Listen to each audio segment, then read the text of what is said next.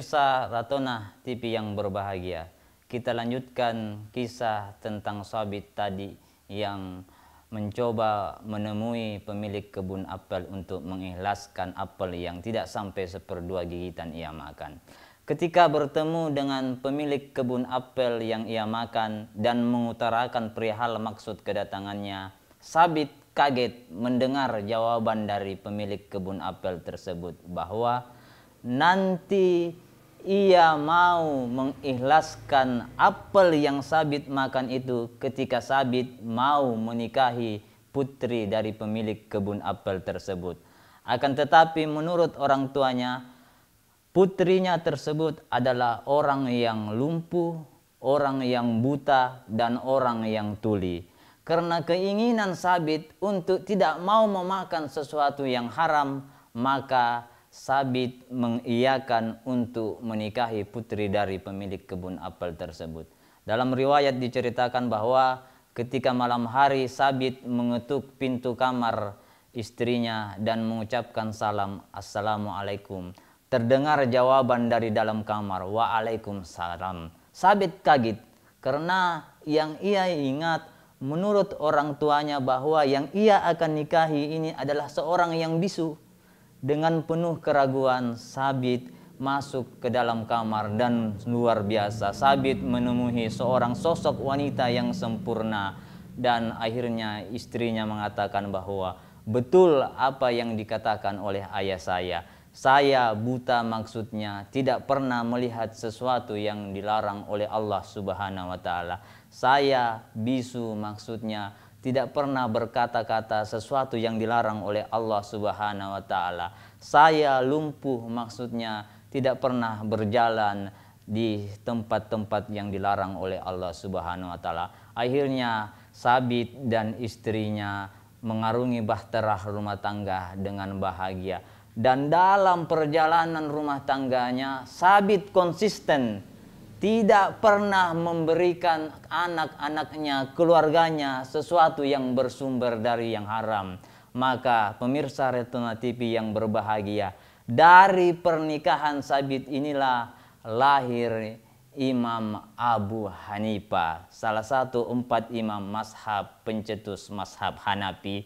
Karena itu tadi, dalam perjalanan rumah tangganya, Sabit tidak pernah memberikan keturunannya, keluarganya sesuatu yang bersumber dari yang haram. Pemirsa Ratona TV yang berbahagia, hal yang keempat yang harus kita lakukan agar kita dikaruniai anak yang saleh adalah memberikan kasih sayang kepada anak kita tapi tidak memanjakannya. Saya ulangi pemirsa Ratona TV yang berbahagia, memberikan kasih sayang kepada anak kita tapi tidak memanjakannya. Jangan kira kita memenuhi segala permintaan anak kita mengiranya itu adalah kasih sayang, padahal itu memanjakannya dan akan berefek pada sang anak kita. Misalnya, kita membiarkan anak kita mengendarai kendaraan bermotor padahal belum cukup umur. Kita lihat efek dari ini, terlalu banyak balapan liar, terlalu banyak orang yang kecelakaan karena belum mencukupi umur. Karena kita orang tua merasa sayang kepada anak kita sehingga membiarkannya mengendarai kendaraan bermotor. Padahal itu adalah sesuatu yang buruk bagi sang anaknya. Ataukah pemirsa Ratona TV yang berbahagia, ini yang lebih parah, membiarkan anak kita menggunakan handphone padahal belum waktunya. Kita lihat efeknya ini. Kita coba lihat pemirsa Ratona TV, lebih banyak mana berkomunikasi anak kita ataukah ketimbang handphonenya. Sungguh luar biasa, karena kita membiasakan anak-anak kita menggunakan handphone, maka ia lebih senang berkomunikasi dengan handphonenya ketimbang kita orang tua. Beda dengan kita yang dulu waktu belum ada handphone, segala sesuatu yang kita temui di lingkungan sekolah, di lingkungan bermain, itu kita ceritakan kepada orang tua kita. Ibu, mama, tadi waktu saya di sekolah, ini yang terjadi. Pak, ayah, waktu saya bermain, ini yang terjadi. Karena kita memang tidak terbiasa menggunakan handphone. Beda dengan kita membiarkan anak kita menggunakan handphone sehingga ia lebih senang berkomunikasi dengan handphonenya ketimbang kita orang tuanya.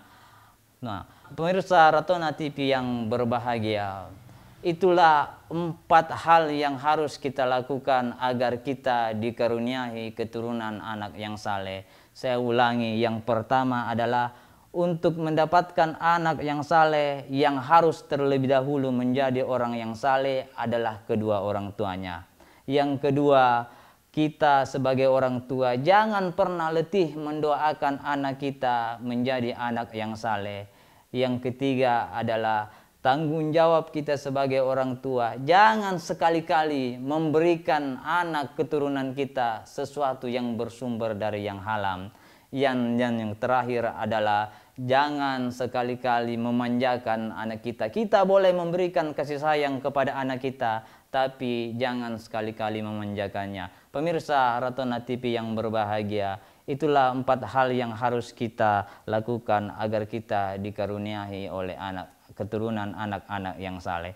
Terakhir, kenapa kita sebagai orang tua harus berusaha atau kita harus melahirkan keturunan generasi anak-anak yang saleh? Karena salah satu dari amalan yang tidak terputus ketika kita meninggal adalah doa dari anak kita, doa anak-anak yang saleh yang selalu mendoakan orang tuanya. Semoga Allah Subhanahu wa taala menggolongkan kita orang tua yang mampu melahirkan keturunan generasi anak-anak yang saleh. Amin ya rabbal alamin.